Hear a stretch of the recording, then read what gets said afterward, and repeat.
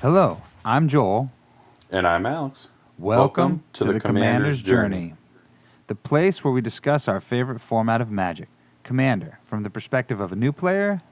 And an experienced one. This journey is for new Magic players interested in Commander. So let's just get right into it. We got another deck tech coming at you. DruidTribal. This is a good one. Yeah, we talked about this last week that we were going to do it. It's a Kinnan deck, Kinnan Bonner's Prodigy, and since I brought him up, I might as well read him. It's a green and a blue for a legendary creature, human druid. Whenever you tap a non-land permanent for mana, add 1 mana of any type that permanent produced. And for 5 green and blue, look at the top 5 cards of your library. You may put a non-human creature card from among them onto the battlefield with the rest of the bottom of your library in a random order. It's a 2/2. Nice. Yeah, it's a Kinnan deck. I think he is one of the go-to commanders that everyone's looking at. He's great in the 99 as well.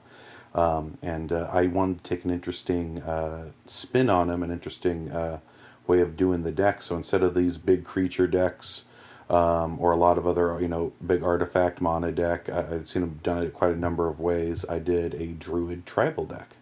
Yeah, so instead of doing the big, huge creatures, like you said, or trying to make them super competitive, have like a bunch of combos and stuff on them, we just went straight DruidTribal. And I played you the other day against this deck. It plays really nice. I didn't realize how awesome the Druids would be as a tribal deck.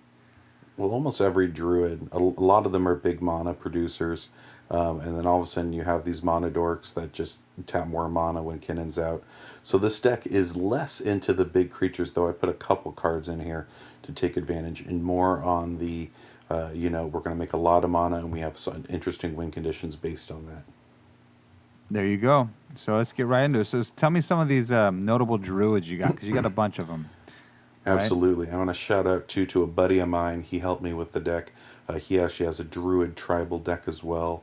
And I asked if I could take a peek at it because he already picked out a lot of the best druids. So I picked my favorites out of his list, put some in my own. Bada bing, bada boom. That's what we have here. I love it. Why I bring this up is one of the notable druids is Satan. His deck is a Satan deck. Satan's a fantastic druid. It's green, green, green for a creature, a legendary creature, center druid. It says tap an untapped druid you control, add green to your mana pool. It's a 2/2. So what's really good about Satan, not only does it turn every druid you have into a tapper, if they don't currently aren't a mana dork, they can become one. But you can use this to pretty much give haste to all your creatures.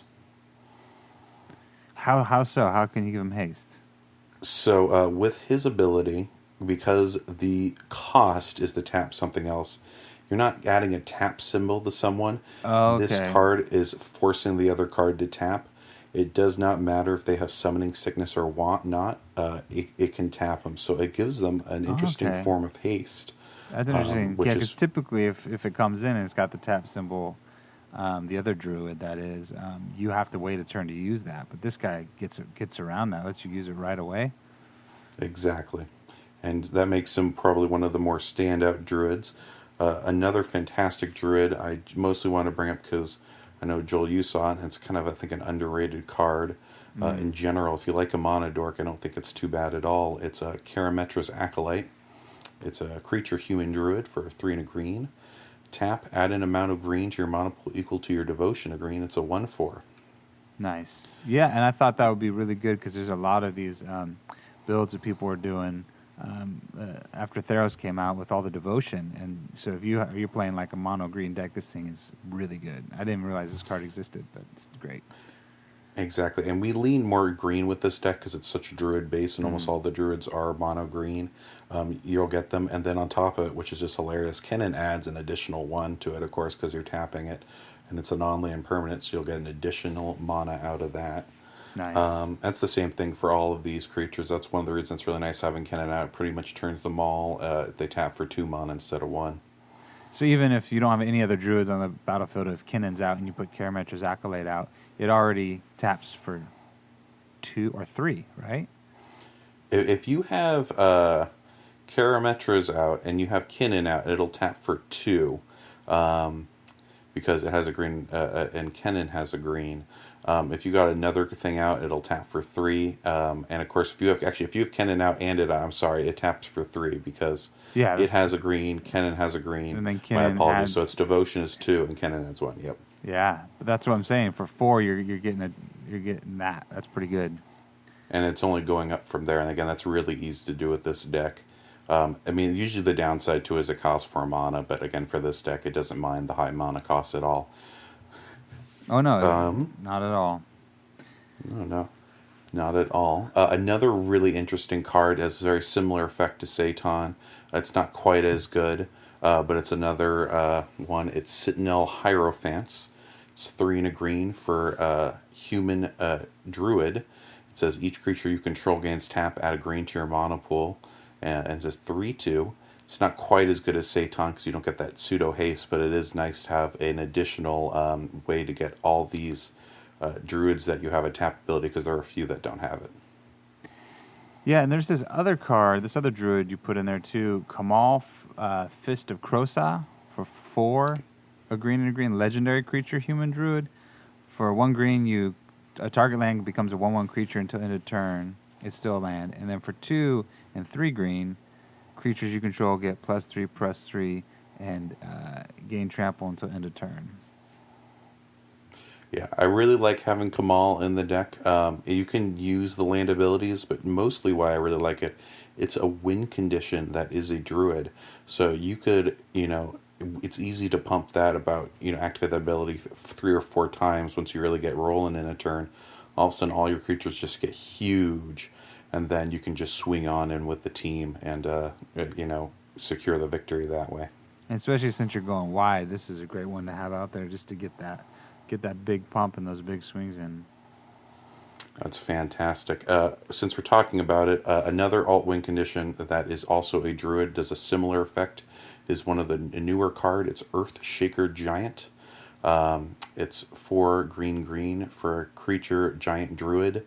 It has trample, and when it enters the battlefield, other creatures you control get +3/+3 and trample until end turn to 6/6.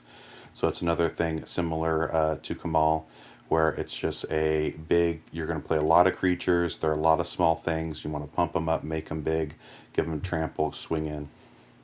For sure, and I noticed that you really didn't have a hard time with this deck to ramp real fast, because you have so many Druids. You have like 44 creatures in this deck, and so many Druids come out, and you're already ramping on the first few turns to such an extent that a card like Earthshaker Giant for 6 mana doesn't seem like a ton in this deck. I was surprised. I think this is the deck that I've built with the most creatures in it. Usually, even on tribal decks like this, I cap out around 35 creatures. I'm almost an extra 10 on top of that. It's an extra 9. I mean, it's a little crazy how many Druids I was able to fit in there, because they're all ramp spells. I don't need also additional ramp spells, and a lot of them also do card draw and win conditions as well. So I could almost put everything into being a Druid and a creature, of course, at that point. Yeah, I noticed that. Another powerful Druid I want to talk about, and this is one, Joel, that you thought was very, very scary. Oh yeah, I did not like this Archdruid. No, I don't like it. It's kind of a free win in a 1v1, which is what we were playing. But of course, in a 4-person game, it's not quite as powerful. Though honestly, in this deck, you can probably even take out multiple people at the same time. Yeah. That's Guiltleaf Archdruid. It's 3 green and green for a creature elf Druid. It says whenever you play a Druid spell, you may draw a card. So we already get that card draw in there. That's great. And then it also says tap 7 untapped Druids you control. Gain control of all lands target player controls. It's a 3/3. That's permanent. You just get all their lands. Yeah, it's such a salty play right there. That's such a mean card, but it's so good if you're the one playing it and you got a bunch of Druids out. My advice with that is, unless you're playing to win the game that turn, don't just use it willy-nilly. You'll make enemies that way out of your friends. But if you have the situation where it secures you the win, it makes it so they don't have a counterplay for that winning turn, I would do it in that scenario. But just be mindful of it. Yeah, I think I tried to play a counterspell against that card when you tried to put it out, and then I think you had a counterspell against my counterspell. I believe I did. And that did not help. That did not help at all. No, it did not. Yeah, and this is probably one, again, it's a nice card draw engine. Almost everything creature-wise in the deck is Druids, so you're going to be drawing cards like crazy Yep. and really getting your value out of this. So I would have played it just if it had that first text. The second text is just gravy on it. And some other synergistic game plan cards that we have, cards that just really work well that aren't necessarily Druids. I'll go ahead. The first one here is Leyline of Abundance. It's 2 a green and a green for an enchantment. If Leyline of Abundance is in your opening hand, you may begin the game with it on the battlefield, which is always a good perk. But whenever you tap a creature for mana, add an additional green forest. For 6 and 2 green, you put a +1/+1 counter on each creature you control. So it's just already taking all your Druids and just adding another one. It's kind of doing what Kinnan does, but in enchantment form. Exactly. It's pretty much a redundant effect, but it's kind of nice to have your commander's ability on it as general, and that just, again, it's fantastic for the deck. And it also adds that ability to dump your mana somewhere if you need to, where you can get some value later in the game. Yeah, I noticed that too. I think by like the third or fourth turn, fifth turn, like you didn't have a lot of places to dump your mana, and you had a different enchantment out, but you were able to do that and just use it in these different ways. Leyline's fantastic, especially if you get to play it without paying for it because you had your opening hand. Yeah, that'd be awesome. That's never Another- happened to me yet. There you go. With all You know, my just ley- have enough ley lines in the deck. It'll happen. Oh, you just got to put a ley line of every color and every. Okay, got it. I try to stick anticipation in wherever I can. It's a downside to it, too, though. Of course, you get aimed at a little bit Yeah. once you have those out. For sure. Another card I really want to talk about, and I can almost put this in my win condition category, but it's really one of the best cards in the deck. It really hits like a truck, and that's Throne of the God Pharaoh. It's 2 generic mana for a legendary artifact. At the beginning of your end step, each opponent loses life equal to the number of tapped creatures you control. Holy cow, you're tapping all your things for mana, all your Yep. creatures, and you'll have a lot of them. This starts racking up real fast. Yeah, and I think if you're not in thinking about a deck like this, and you're just looking at this card, you're thinking, "Oh, I got to swing with all these things in order to get effects, in order to get this effect, right?" But with DruidTribal, I mean, you could be tapping 5 or 6 Druids right there on each of your turns, and you're just smacking people just by using your Druids. And it works great in conjunction too when you actually are swinging in with them, where all of a sudden you've been able to build them up enough. They have some extra things like the Earthshaker Giant or Kamal maybe, really kind of pump them up a bit. You got to swing in so everyone's kind of low already, and you can finish them off with the Throne.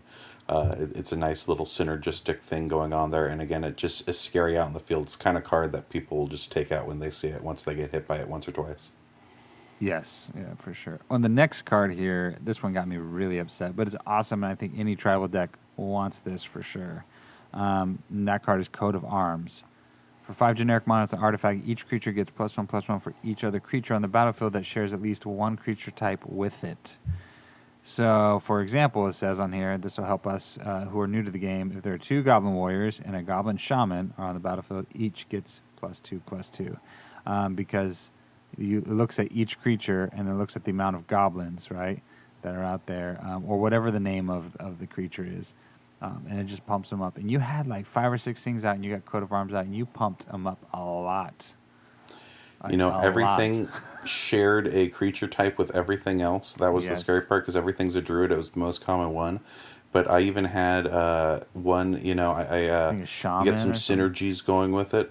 I think I had a Chameleon Colossus out, which just makes it so even my more obscure cards, because I have a couple in here that aren't druids, were getting bonuses off of it because it had Changeling.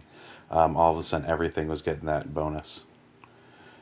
And it's pretty much just adds +1/+1 minus each creature I have out in play. It's really scary. Yeah, it's definitely for a go wide deck like this. It's really good. Go away tribal. You want to do Coat of Arms. It's a famous card, and it's one of those things too. There's a reason why it's like almost $8 now. Yep. It's it's very powerful. You got to pay to get power. So the last card I want to talk about with synergistic gameplay and cards is an interesting one. It's the only Planeswalker in the deck. It's an extremely powerful Planeswalker. And that's Freyalise, Llanowar's Fury. This is the one from the mono green commander deck, which I believe was the 2014 ones. I'm not 100% sure on that. But it's 3 green to green for a Planeswalker Freyalise.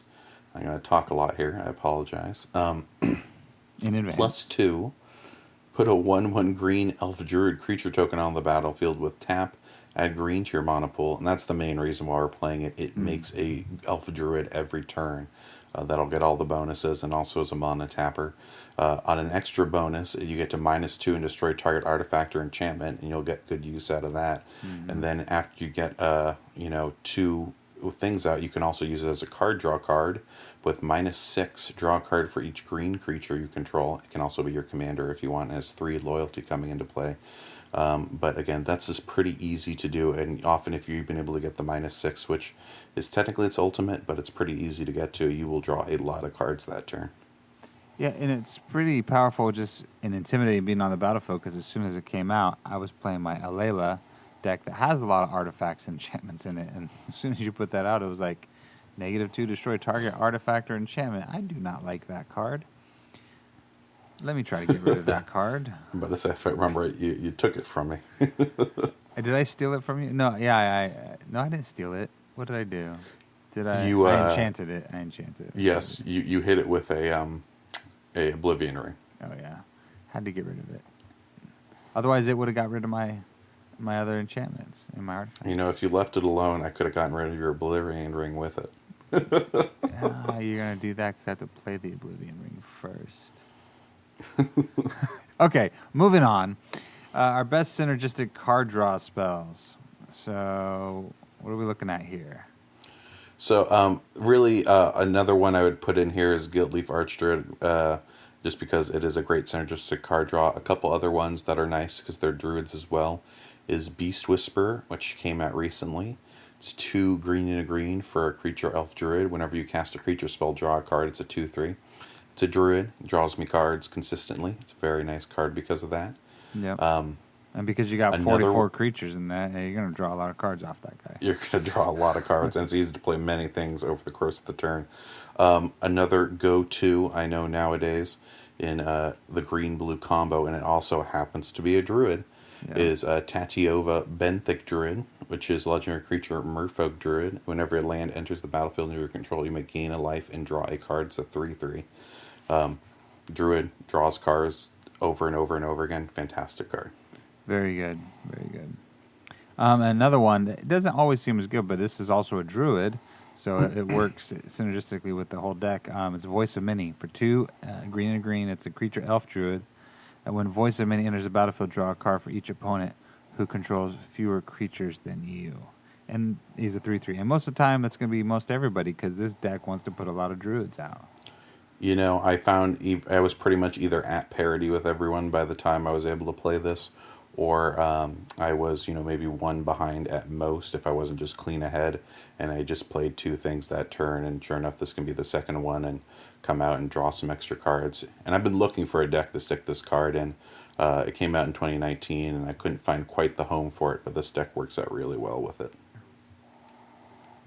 We're going to move on to the best synergistic single target removal spells. Most of this, of course, too, are druids. There's some other ones in here just because green and blue don't have the best variety of single target removal. So there's some non-druid creatures that are also in here, and some instant sorceries. But really, I want to talk about the synergistic ones, which are the ones that happen to be druids. One of them, which is really interesting, it's an older card, is Druid Lyricist. It's a green mana for a creature. I believe it's a human druid. I'm looking at older version of the card, so I apologize. But it says green and tap it, sacrifice it, destroy target enchantment. It's a 1/1. Nice little enchantment removal spell there. That's really good. And he kind of looks like a hippie is he playing a harp next to a tree? I'm getting confused by the art. I'm sorry, I'm getting a little distracted. You're good. Another one which is fantastic, which actually was reprinted in the Morph deck recently for 2019, is Nantuko Vigilante. It's 3 and a green for a creature insect druid mutant. That's a lot of Nice. creature types. It has Morph for 1 and a green, which means you can play the card face down as a 2/2 for 3, and you may turn it face up for that Morph cost. But when it is turned face up, you may destroy target artifact or enchantment. It's a 3/2. So a nice other artifact and enchantment removal spell there. Yeah, I mean, it is morph, and you got to jump through those hoops. But the fact that it's a druid and it's a creature that can do that, and it's always good to have a creature because you can sometimes get creatures back into your hand, and utilize it again. So it makes it repeatable, which is nice too. Very powerful. The main thing I want to talk about too, though, and this last one is not a druid, but really works well with the deck, is Guyler of Wills. It's 3 blue for a creature, human wizard. And it says tap, gain control of target creature with power less than or equal to the number of creatures you control. It's a 1/1.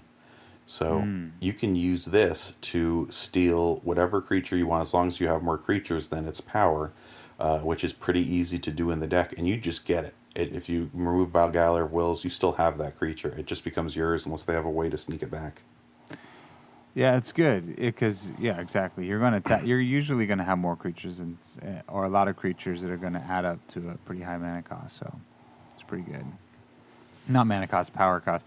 Man, I'm just jumbling my words today, aren't I? It's all good. Let's just say the human wizard. She fits in with the druids. She's the best looking one. Somehow, you just get so many different creatures. Again, 44 creatures in the deck. You will, chances are, have more creatures than another creature's toughness. Or power. I mean, you can just start taking it. Holy cow! I'm doing the same thing, Joel. I apologize. It's my fault. I should have had a cup of coffee before we started this. Perfect. So those are some good single target removal spells. So let's talk about some one of the good board wipes in this deck. So there's not too many synergistic board wipes. What I put in this slot is Curse of the Swine, which I really think is an underplayed card. I love it. It's X blue and a blue for a sorcery. Exile X target creatures. For each creature exiled this way, its controller puts a 2/2 green border creature token into play. I like that it's an exile effect in blue where you don't really see that. And then on top of it, you get to, you do have to target them, but you have to pay X for it. But in this deck, it's really easy to pay X costs. If you wanted to, remove the Druid theme a little bit, and many Kinnan decks have this, big mana, big powerful effects off of that, you can really hit pretty much the whole board with the Curse of Swine very easily. I really like the flexibility of it too, because you can utilize it just for single target removal or to hit a bunch of things, which I think you did to me when I was playing. Because my game plan was to get my commander out and keep her out so that I can do stuff, and you kept removing her, which was good, and use Curse of the Swine, I think, to do that the first time. So I think it's really good. You don't always have to use it as board wipe. You can use it just to hit one thing if you have to, if you're desperate, right? Just for 3. It's perfect. And just because of that flexibility, again, it does exile, so you can get around the indestructible stuff. It's the only thing in the deck that does exile. So you want to keep it close and use it when needed. So our next category is best synergistic recursion and protection. So that does have a decent amount of recursion. None of it's terribly synergistic, sadly. We don't have any druids that really let us recur. But the protection card I wanted to talk about, and there's quite a number of protection cards as well. You do have one really good that lets you recur, though, right? As a druid? Yeah. No, it's not a druid. That is the problem. I wonder if you're talking about, was it Eternal Witness you were It's looking a shaman. I thought it was a druid. I know. I thought the same thing, but I still thought it was worth putting in the deck just as is. I think most people just to get think another body it in play. looks kind of like a druid, so I think... I literally looked at it. It's like, this is the one time I've ever cared that it was a shaman and not a druid or any other thing. This is the first time I realized what its creature type even was. It's gonna matter a little more now that mutate's running around too. But as I was saying, so the protection stuff it has in the deck, there's a couple of things that will do pseudo hexproof. But the one I want to talk about, which is the most synergistic one because it's based around creature types, is Steely Resolve. It's 1 and a green for an enchantment. When it comes into play, you choose a creature type, and creatures of the chosen type can't be the targets of spells or abilities. Now that does go for your opponents as well, but at the same time, you also get that protection. You get that, all your druids, which is what I recommend you name with this, will all be protected as if it had hexproof. I recommend you name Shaman because you need to protect Eternal Witness at all costs. She's the best card of the day. I'm kidding. Yeah, I mean that's a really good card. In any tribal deck that runs green, this is an excellent card. I mean that's a lot of protection right there. And plus you're protecting your commander too. And it's not quite as good as Asceticism. Asceticism's also in the deck. Yes. But you have 2 different versions. It means so they can't start picking your things off one by one. They pretty much have to go with a board wipe to save it. And then, that would be what you're worried about. I'm going to read Asceticism because I don't play against this card that much, and I didn't realize the regenerate part of this. I realized it controlled it protected you a lot, but I didn't realize how good a card this is. Asceticism is 3, a green and a green for an enchantment. Creatures you control can't be the targets of spells or abilities your opponents control. And then for 1 and a green, regenerate target creature. So even when I was trying to swing in or chip in to get a little damage here and a little damage there, or knock something out or trade, this thing's in play. It kind of prevents all that. It's really good. I absolutely love Asceticism. Any creature-based green deck I want to have a copy in. The biggest barrier for me was the actual price of the card. They did reprint it in the Moostery Boosters. It is starting to go back up again.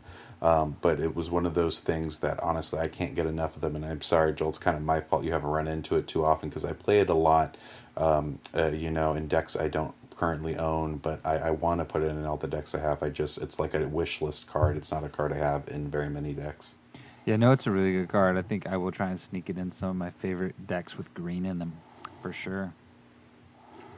Awesome. So we talked about it a couple times. The main win condition with the deck is you can pump up all your druids, make them big, swing in with the team with the go wide.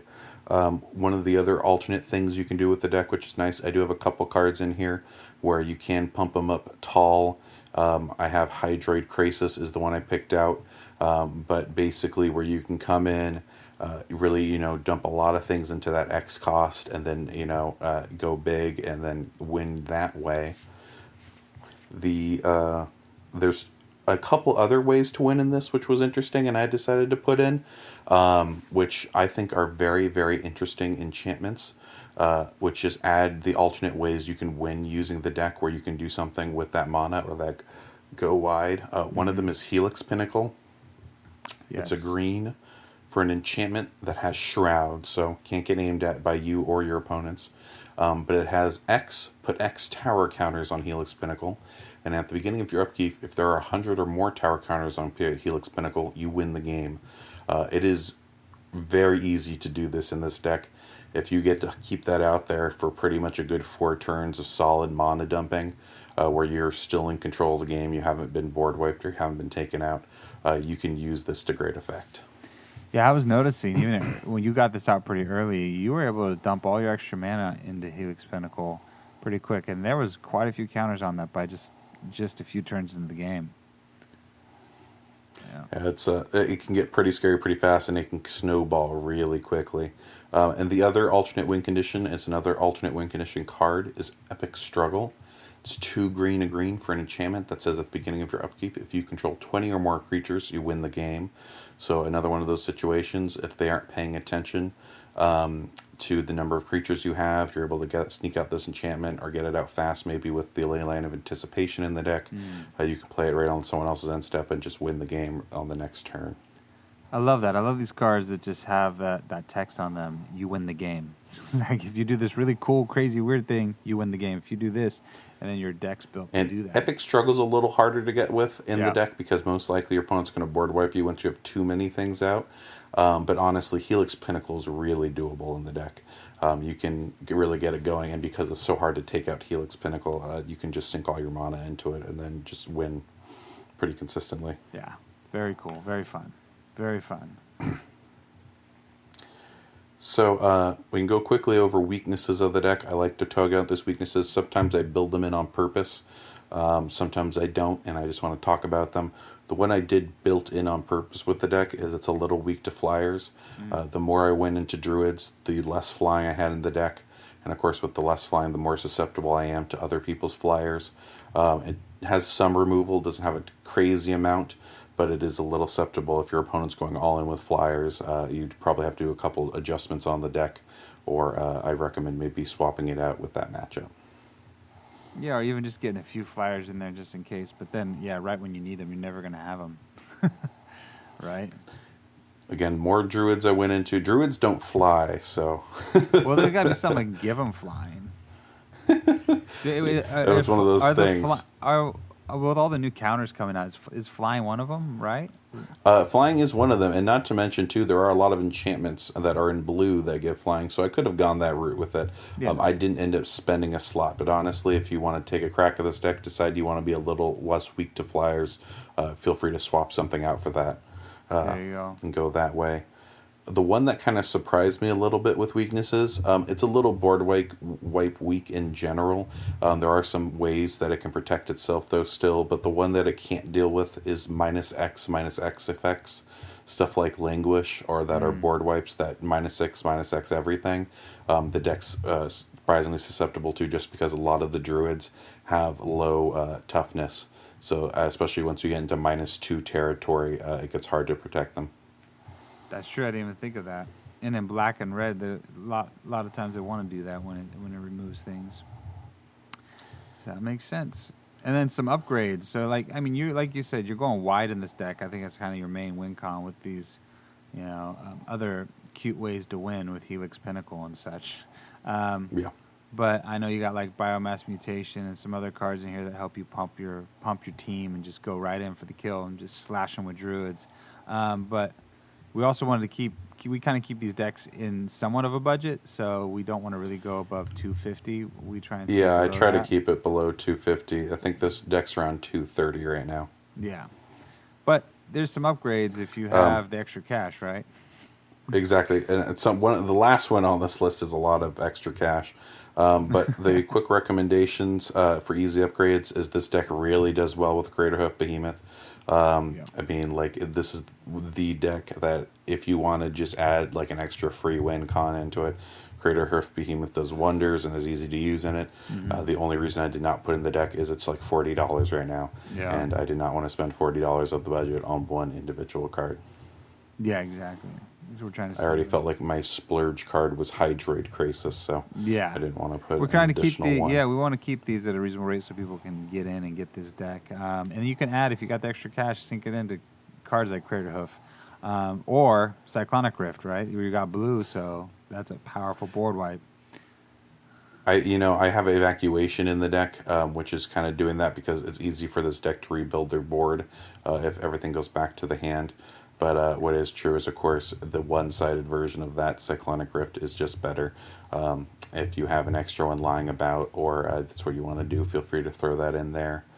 And then the last one is the Haymaker of expensive cards. This would be pretty much our entire budget for the deck. It is definitely not in the deck. Nope. I have yet to see an actual one that was not proxied in person, though I know they exist, and I know they exist around me. I just have yet to see it in a game. Is a good old Gaia's Cradle. Yep. I'm sure somebody's got it out there. You're gonna play it or just proxy it. I mean, if people in your I've seen people proxy it a number of times. I haven't seen one have a real one in person yet, but that's again an extra. I think it's $300-$400. Maybe I'm even heavily underestimating. It's actually more than this entire deck. There you go. So instead of getting Gaia's Cradle, you just get Growing Rights of Itlamog that turns into Itlamok Cradle of the Sun, which basically pretty much it does what Gaia's Cradle does. But it pretty much does Gaia's Cradle, except you don't need a creature out to get its first effect. We're just half mana. Itlamok, Growing Rights of Itlamok is in the deck. Yep. Because it's easy to hit off with it. So you at least got that in there. But yeah, if you have an extra Gaia's Cradle lying around, you can use that for this deck. It's $11 for Growing Rights at Itlamog. We're going to put that in the deck, and we'll leave the expensive cards to those who like to splurge. There you go.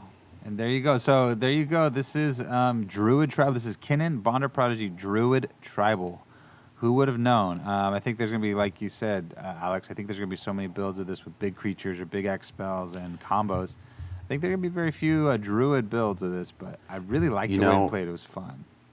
We wanted to have a unique take on it for me and Joel.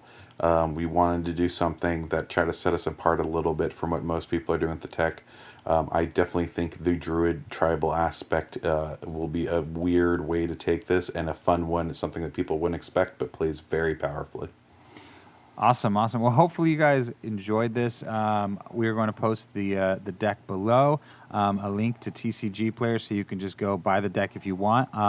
We do have an affiliate link there now, so if you do that, it would support us and support the show. We really appreciate that. And also be sure to subscribe if you haven't already.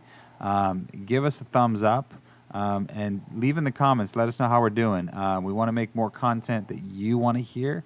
And we love building decks, and we love talking about all things Commander. And I love talking to people who are new to the game and new to Magic, because that's who I am, and those are the people we want to talk to. So, yeah, thank you for listening. Yeah, feel free to use that affiliate link, whether you're getting this deck or not, or just buying some cards. We're a smaller, very, very smaller podcast. So, very small. Feel free to help us out that way. If you're going to buy some TCG Player and you feel like you want to help a smaller guy out right now, we'd appreciate it.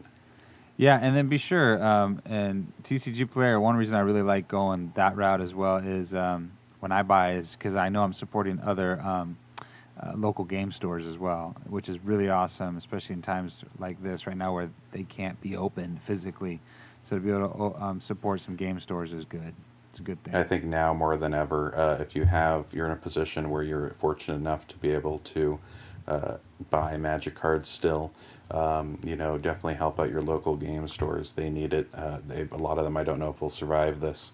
So we should all help out where we can, if we can. Yep, exactly. All right, well, that'll do it for this week. Thank you guys, and we'll see you next time. See ya.